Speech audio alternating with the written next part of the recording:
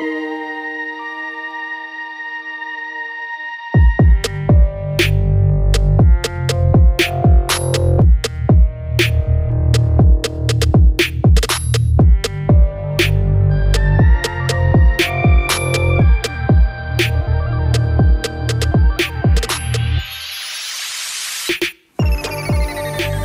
going on, guys? Tony here. Welcome to the channel.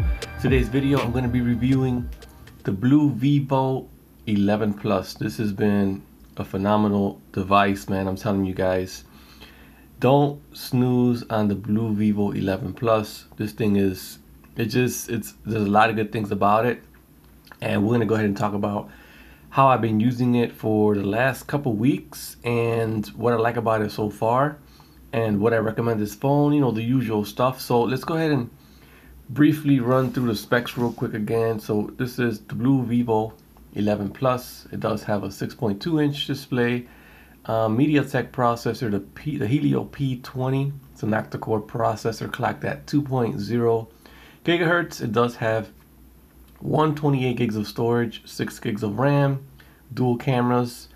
It has 16 megapixel on the back, along with a 5 megapixel camera. Has a dual camera setup, and on the front it has a 16 megapixel camera, which is pretty good. Takes very good quality photos. I'll probably throw some of those in this video. Has wireless charging. It has True Depth 3D Face ID, which works excellent, and I'll demonstrate that here in a second. It has a fingerprint sensor on the back. It also supports micro SD card up to 128 gigs. And it has 4G LTE, so it works on T-Mobile. Right now I've been testing it on T-Mobile, and I've been getting great connection, even indoors. I still get at least 2-3 bars. Call quality is excellent. It does have Wi-Fi calling also.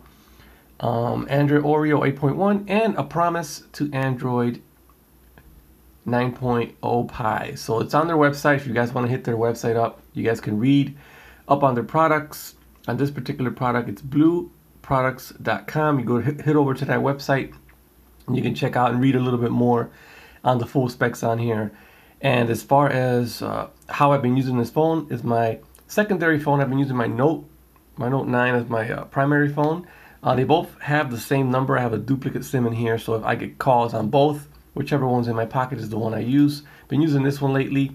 The Note's a little bit big, so sometimes I leave the Note at home. Even though it's my primary phone, I leave it at home. I still get the same calls and text messages on this one. That is called T-Mobile Digit SIM, and I have one in here. So enough of that. So I've been making calls with this phone. I've been using this phone as my main GPS device. I deliver for Uber Eats. If you guys are interested in Uber Eats, I'll probably leave a link down in the description below. You guys can join, and you guys are gonna love Uber Eats. Make some extra cash. But yeah, just about this phone here, I've been using it primary as my main device. I've been taking it to work. It's a little easier in the pocket compared to my Note 9. So I kind of use my Note 9 mostly on the weekends. And during the week, when I'm at work, I take this phone with me. It's a much cheaper device. It only cost me $279. I know the price went up. I got it at a pre-order. So the price went up right now. It's at $329. It's still a good price. It's still a great performer. I still haven't encountered any lag on this phone. Going 2 weeks strong with it, I still haven't encountered any lag on this phone. So it does have a 3050 milliamp battery, and I can say that battery life on here is pretty good, even with the GPS going strong for 4 or 5 hours a day. You know, for Uber Eats, I come home and I still got some juice. So that's crazy. The battery life is pretty good. It's not excellent battery life, but it'll get you through the whole day. And my average usage on this phone right here, normally when I'm at work, probably about 2.5 hours of on-screen time on a normal day. I don't really go extra heavy while I'm at work. And on the weekends, I go a little bit hard on it, but with the GPS going for Uber Eats. But so far, it's been excellent, man. I got rootless Pixel launcher on here. You guys are interested in this launcher, you can actually download it now on the Play Store. So it's available on the Play Store right now. Before I had an APK, and now it's at the Google Play Store, so it's pretty good. It's a very good launcher. It's just like the Pixel launcher. It's excellent, man. It's super quick, super fluid. You can see here. This phone is pretty good, man. I'm using the gestures right now, so you can see that there's no navigation buttons on the bottom. If you swipe up on this side, it'll take you to recents. If you swipe in the middle, it'll take you home, and if you swipe over to this one here, it'll take you back. So for instance, I open this one, and if I want to swipe, it'll take me back. So yeah, the gestures on here is real nice. I kind of like them a little bit more than some of the devices I've used lately. I've used a Motorola Z3 Play, which had some pretty cool navigations. It had a little tab on the bottom, and you know, pretty nice. I like that. But I like this navigation gestures a little bit more. It's more easier. You just, you know, swipe up, and if you want to go to the app drawer, you just swipe from here. So not from the very bottom, but from right here, take you into the app drawer. Pretty fast and fluid. So this phone has been great, man. Let me give you guys enough of the specs here, but this phone has been really, really good.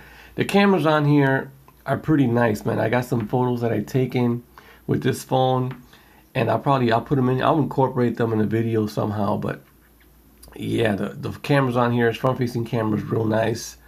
It does have a little bit of focus hunting on the rear camera.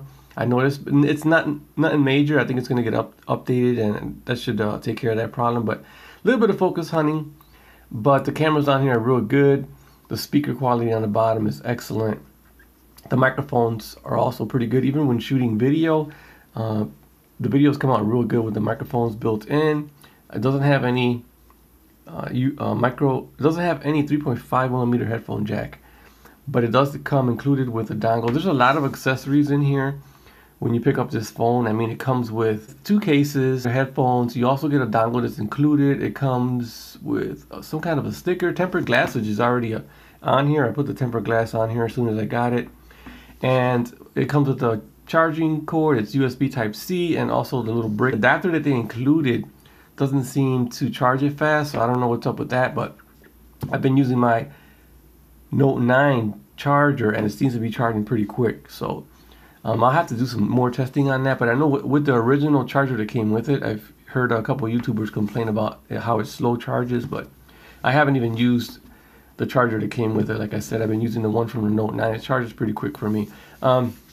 Yeah, overall the phone has been pretty good, pretty fast and fluid. It's on Android Oreo 8.1. We can go there right now. Check out see some of the specs right there. You can see it's on Android Oreo 8.1, July 5th security patch update. Hardware information, you can see there that it does have 6 gigs of RAM, 1080p display, which is pretty nice, 6.2 inches, and it has 8-core CPU. It's a pretty fast phone, man. So far, I've been comparing it to my Note 9. I made a app opening speed test. If you guys didn't catch that, I'll probably have the card up here somewhere. Against the Note 9, and it did pretty good. I didn't do any games. I didn't really load up any games. Maybe I'll do that in another video when I compare it to the Note 9 as far as a game opening speed test. We'll do that. We'll try that out. But speaker on here is pretty good. I'll play some music for you guys real quick so you guys can kind of get a feel for the music on here.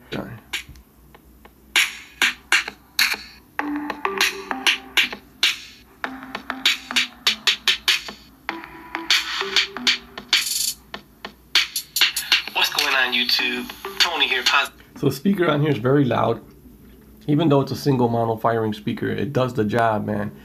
Compared to the Essential phone, I think it's superior to the Essential phone, and you can forget about the Stylo 4. The Stylo 4, I just had that phone, and Stylo 4 has a horrible speaker.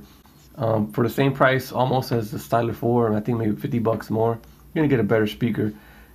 This phone is good, man. I'm telling you what, I've been using it. All the apps, 0 hiccups. I mean, navigation is on point. The screen is very visible outdoors. It's not the brightest screen, but the viewing angles, you can check it. When I curve right here, you can see that the colors don't wash out. It's a very good screen in my opinion. I think the software that it's running, I'm not even too sure what it's called, but it's almost bare bones stock Android. You got a little bit of customizations here and there. You got, let me see, if you go into home display, you can see I'm using the rootless pixel launcher. It comes already with a launcher, and the launcher that it comes with, I'll show you guys real quick. I'll switch it up. Let me use this for once. You can see how the icons are. The icons are huge, and the only issue that I had with this launcher was I couldn't figure out how to make these icons smaller. I mean, it's almost the same identical launcher, but I couldn't figure out how to make these icons smaller. So I went ahead and switched out the launcher. I didn't see any settings in here on how to do it. So I went to desktop settings here. This is the stock launcher that comes with it. I mean, it's pretty fast and fluid also. And you can see you have gestures on here. You have desktop mode. You can even change out the layout. But there's no resizing of the icons, which is one of the things that I was looking for, because it's a very fast and fluid launcher, but I didn't like the fact that I couldn't change the icons. They're like huge. So I don't know what's up with that. Maybe there's something in settings that I miss. But yeah, it's stock launcher. You can see right there. It has a couple of customizations. You got some wallpapers you can change up. I'll go ahead and show you the wallpapers that come with it. So these are some of the wallpapers, which are pretty nice. I mean, the colors are very nice on the screen, man. The screen is very, I like this one too. Maybe I'll rock with this launcher for the end of the video, but it does have some very, very nice wallpapers. And that's about it. I think it has about, let me see, 1, 2, 3, 4, 5, 6, 7, 8, 9, 10 wallpapers. Let me see this one. So I like the wallpapers on here. They're pretty nice. Maybe we'll set this one up real quick. And yeah, so this is the launcher that it comes with. I mean, it works great if you don't mind the icons. I haven't figured out how to make them smaller, like I said, but yeah, the phone is pretty quick. No issues with the phone as far as, let me set it for always. It's pretty quick, man. The icons are just huge, but the phone is excellent, man. I like the performance of the phone. I like the build quality also. It's a metal frame all the way around, and you can feel it, the heft of the phone. It feels like a quality phone. It does support dual SIM, but unfortunately the way they have it laid out is they have the dual SIM on this side here where you can add 2 SIMs, but unfortunately the micro SIM takes up the place of the nano SIM. So if you're going to use a SIM card and a SD card, it would have to be a micro SIM card. So that's kind of strange. Yeah, so it's the bigger version of the nano. So you can get an adapter. It's not a huge deal, but I would like to use the nano SIM and the SD card instead of the micro SIM and the SD card, if you catch me. But yeah, anyways, other than that, Face ID, you can see it, how it quickly unlocks the phone. It does have Face ID. It does have double tap to wake. Let me jump in here and show you real quick. Let me clear out my notifications. It's pretty fast. I like it. You can swipe down for the toggles, or you can swipe on this side for all the notifications. We do have home settings here. I already showed you that. The display on here, you have adaptive brightness. You can also switch the screen area display, so you can switch it up. Let me see. Got the font size. I got mine set to normal. Auto rotate, LCD effect. You can change sort of the color temperature on here. You can do neutral. You can make it a little cooler, or you can make it a little warmer. I like it at neutral. I think it looks pretty good there, so I left it there. And we have smart eye protection. It kind of changes the lighting on the phone, so it doesn't hurt your eyes in low light. So yeah, you can have that set up. I have mine turned off. So, and it has cast. You can cast to your Chromecast if you have a Chromecast, or if you have some Google Home speakers. And here we have full screen mode. I have all mine turned on. You get the full screen from the top to bottom. Hides the navigation buttons if you have that enabled. Right now I have mine disabled. I've been using the gestures. The phone performs very well. I keep stressing that. It's a pretty good phone, man. I'm amazed by just no hiccups on this phone. It's pretty fast and fluid. Let me see what else I can show you. Let me go back to, looking for cast. Go back to settings here, and we have navigation bar. This is what I changed up.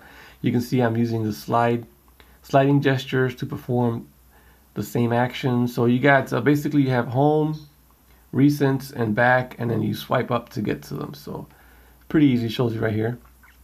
Swipe up to go back, swipe up to go home, and swipe up to recents. It does have dual screen mode, so you can split up the apps. Let me show you that real quick. Let me see. I'll do this one. YouTube. If you hold it up here, now you got split screen. And then you can search for Instagram. Does not support it. So some apps are not supported. Some are. Let me go back. and put YouTube up here. Now we got YouTube up here, and we could put Facebook down here. So now you got Facebook and YouTube at the same time. You have split screen you can play in. Positive tech reviews. So yeah, this speaker's pretty loud, man. It's gonna be a good one right here. Samsung Galaxy Note 9 versus the Blu Vivo 11 Plus, or should I say? That's the one. That's the video that I have comparing app opening speed tests. Basically, I just did some social media apps, the apps that I use. But yeah, overall, this phone is a sleeper phone, man. A lot of people are gonna sleep on this phone because it's coming from Blu, and Blu's had, you know, they've had their share of negative press with some issues that they had in the past regarding security on the phone. And if you guys are interested in that, or you guys are worried about security on Blu Vivo phones, I'll have another link down in the description below where they actually took care of that issue, and they kind of go into detail as to what they did to prevent it from happening again. We've heard a lot of things like this before with ZTE phones, with Huawei phones, even with OnePlus phones. My review of the Vivo 11 Plus, would I recommend this phone to you if you're in the market for a smartphone? I mean, at the price range, there's a lot of competition at $300 or, you know, $350, $400 price range. There's a lot of competition out there, and if you want a phone that kind of resembles the new iPhones that just came out, I mean, it does have the notch. It does have reasoning behind the notch. It does have a real Face ID that actually really works, and it can't be fooled with a photo. On this phone, it's not face unlocked. It's actually Face ID. It does have a 3D depth sensor that's in there, so it really searches out your face. So I'm not really familiar with it, but I know it's pretty good. The fingerprint reader on the back, I didn't touch on that too much. You can hear it when I unlock it. You hear that? That's how quick it unlocks. So it has a real fast fingerprint reader on the back. Face ID, I'll show you. Face ID, that's Face ID unlocking the phone right there. That's how fast Face ID is. Maybe half a second slower than the fingerprint reader. And as far as battery life on here, I haven't touched on that too much. But battery life on here, let me see if I could find 1 hour 53 minutes since last charge. And I think I charged it, it's going to tell you 16 hours ago. So standby is pretty decent on this phone. I mean, average day of me using this phone, I'm getting pretty good battery life on it. I would say it's pretty decent battery life. I get a full day out of it. So, and it does charge for me pretty quick using the Samsung Note 9 power brick. The one that came with it, like I said, kind of charges pretty slow from what I've been hearing. I haven't even used it yet, but yeah, so far phone's pretty good. It has some schedule power on and off. You can it's recommended that you do it at least once a week. Memory, we can see there 6 gigs of RAM. The phone is pretty quick, man. The Blu Vivo 11 Plus has a lot of features that I like. It's an all-around pretty good, decent phone. I can definitely recommend this phone. The Blu Vivo is a beast, man. This one right here is a beast, man. It does have a plastic back, but you know, it's not a big deal. I mean, at the price point, a lot of these phones praise glass. I mean, glass feels maybe a little bit better. A glass back would probably feel a little bit better, but plastic is good because if you drop it, like I said, it'll live another day. You probably get a little scuff on it, and you'll be fine. Yeah, guys, this is it for the Blu Vivo 11 Plus. I think it's an excellent phone, man.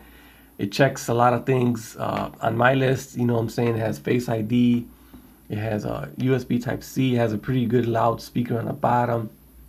A big display, 6.2 inches, which is a monster in this form factor.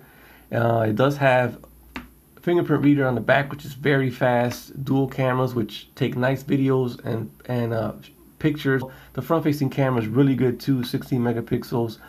Internal storage of 128, which is plenty of storage for a lot of people out there. 6 gigs of RAM. The MediaTek Helio P60 processor, which is a proven processor. all around package right here. I think the Blu Vivo 11 definitely gets my thumbs up. I can definitely recommend this phone.